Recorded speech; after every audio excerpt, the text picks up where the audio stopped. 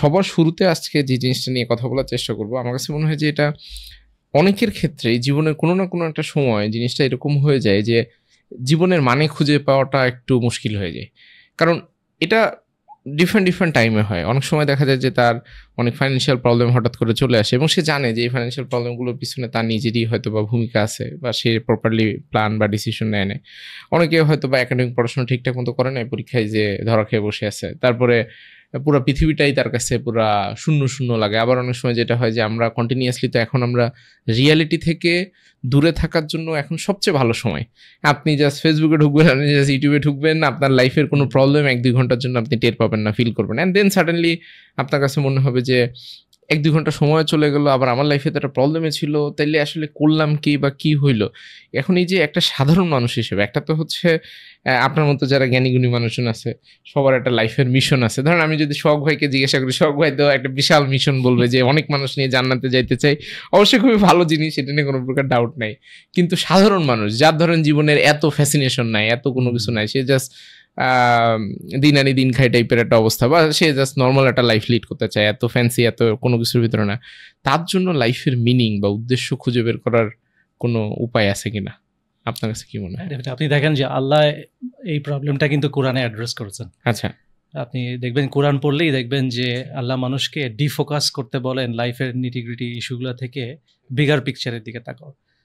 যেমন ধরেন আপনার হয়তো কারোর সাথে ঝগড়া হয়েছে, আপনি রাতে শুয়ে চিন্তা করছেন কালকে এই অ্যান্সার দিব, এই অ্যান্সারের বদলে ওই অ্যান্সার দিলে আমি এইভাবে কাউন্টার আর্গুমেন্ট করবো, আপনি টেনশনে রাতে ঘুমাতে পারছেন না। কিন্তু দেখেন কোরআনে কি বলে যে থামো, এসব নিয়ে চিন্তা করো না। আকাশটা দেখেছো কত বড় একটা ব্যাপার, আকাশে যে তারাগুলো আছে সেগুলো নিয়ে চিন্তা করে দেখেছো?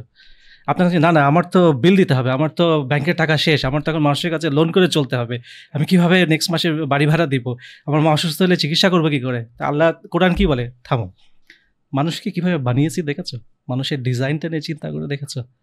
তো দেখেন কোরআনে কিন্তু বারবার মানুষকে ডিফোকাস করতে বলে। আমরা লাইফের এই ছোটোখাটো প্রবলেম নিয়ে খুব ব্যস্ত হয়ে যাই, কিন্তু আল্লাহ বলেন না দাঁড়া, wait, look at the bigger picture. বড় আসলে তুমি বড় লাইফের বড় জিনিসগুলোতে তুমি দেখছো না, চিন্তা করে দেখছো না।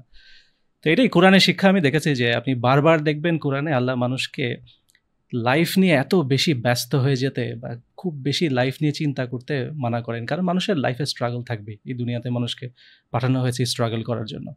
আল্লাহ মানুষকে দেখবেন যে বারবার এনকারেজ করেন যে জীবনের বড় ব্যাপারগুলো নিয়ে দেখো, তোমার সোসাইটি নিয়ে চিন্তা করো, সোসাইটির জাস্টিস কীভাবে এস্টাবলিশ করবে এটা নিয়ে চিন্তা করো, তোমার সমাজের গরিব মানুষগুলোকে তুমি কিভাবে আপলিফট করবে, কিভাবে তাদেরকে সমান অধিকার দিবে, তাদের জীবনটাকে ভালো করা যায় সেটা নিয়ে চিন্তা করো।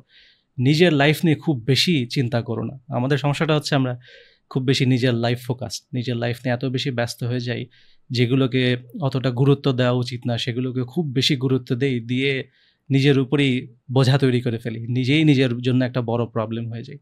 কিন্তু বারবার আপনি কোরআন পড়ে দেখেন, বারবার আল্লাহ আপনাকে বলবেন যে আরো অনেক বড় ব্যাপার আছে লাইফে, ব্যাপারগুলোতে ফোকাস করো। এই যে বড় ব্যাপারগুলোতে যাওয়ার আগে আমি একটা ছোট্ট খুবই মজার জিনিস শেয়ার করি ভাই। এই আলহামদুলিল্লাহ আমার ছোট ভাই ক্যাডেট কলেজে চান্স পেয়েছে। তো ক্যাডেট কলেজে চান্স পাওয়া তো একটু ধরেন খুবই কম্পিটিটিভ এক্সামের মাধ্যমে পুরো জিনিসটা হয় এবং খুবই লিমিটেড মানুষজন এখানে পড়ার সুযোগ পায়। তো ক্যাডেট কলেজে চান্স পাওয়ার আগে তো একটা কঠোর পরিশ্রম উপর আল্লাহর রহমতে পরবর্তীতে চান্স পাইছে। তো ও যখন প্রথম 13 দিনের মতো ক্যাডেট কলেজে থাকার পরে ও বাড়িতে আসছে ছুটিতে। তো তখন আমি ওর কাছে জিজ্ঞাসা করতেছিলাম যে এই যে এত কষ্ট করে পড়াশোনা করলা, এত কিছু করলা, এখন তো ক্যাডেট কলেজে চান্স পাইছো, 13 দিন থেকে আসলা, এখন তোমার অনুভূতি কি? তো তখন বলতেছে যে অনুভূতি হচ্ছে কোনো অনুভূতি নাই, এটা তো খুবই প্যারা, এই প্যারার জন্য এত প্যারা খেয়ে কেন কষ্ট করছি। তো বিষয়ে অনেক সময় এরকম হয় যে আমাদের লাইফে আমরা একটা জিনিস অনেক পরিশ্রম করে বা অনেক কিছু করে পাই, এরপরে দেখা যায় যে ওটার মধ্যে যে আরো নতুন পরীক্ষা, এবং এই যে পুরো জীবনটার মধ্যে এত প্যারা, এত কমপ্লেক্সিটি, এটা কি ইন্টেনশনালি আল্লাহ ডিজাইন করছে? এবং আল্লাহ তো মানুষকে আবার ওইরকম পাওয়ারফুল করেই তৈরি করছে যে সে তার প্রবলেমগুলো যাতে সলভ করতে পারে। আপনি এই জিনিসটাকে কিভাবে দেখেন ভাই? প্যারা না থাকলে কি মানুষের জীবন আসলে অনেক সহজ হয়ে যেত কিনা? আপনি চিন্তা করে দেখেন যে বিভিন্ন মানুষ দেখা যায় একই রকম সমস্যা বিভিন্নভাবে হ্যান্ডেল করে।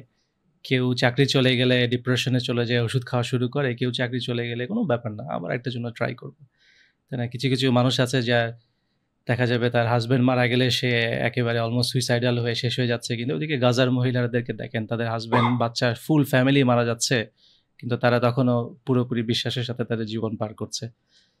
তো দেখা যাবে যে অনেক বড় বড় প্রবলেমও কিছু কিছু মানুষ খুব ইজিলি নিতে পারে, আবার ছোট ছোট প্রবলেমও কিছু কিছু মানুষ ইজিলি নিতে পারে না।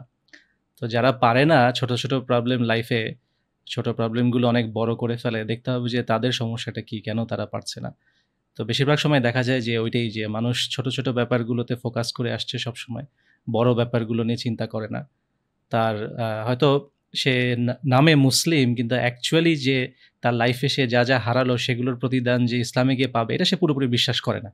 একটা মানুষ যদি আখিরাতে বিশ্বাস করে, এই কথাটা হয়তো আপনারা বারবার শুনতে শুনতে মনে হয় আখিরাতে বিশ্বাস করলে সব প্রবলেম ঠিক হইয়া যাইবে, জোরে বলেন ঠিক কিনা।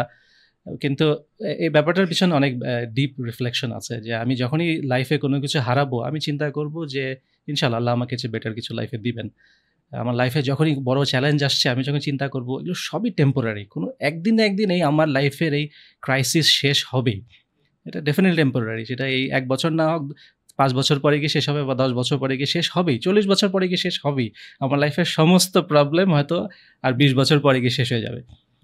তো এইভাবে যদি মানুষ চিন্তা করা শুরু করে, এই মাইন্ডসেট চিন্তা থাকে, তাহলে লাইফের প্রবলেমগুলো হ্যান্ডেল করাটা অনেক সোজা হয়ে যায়।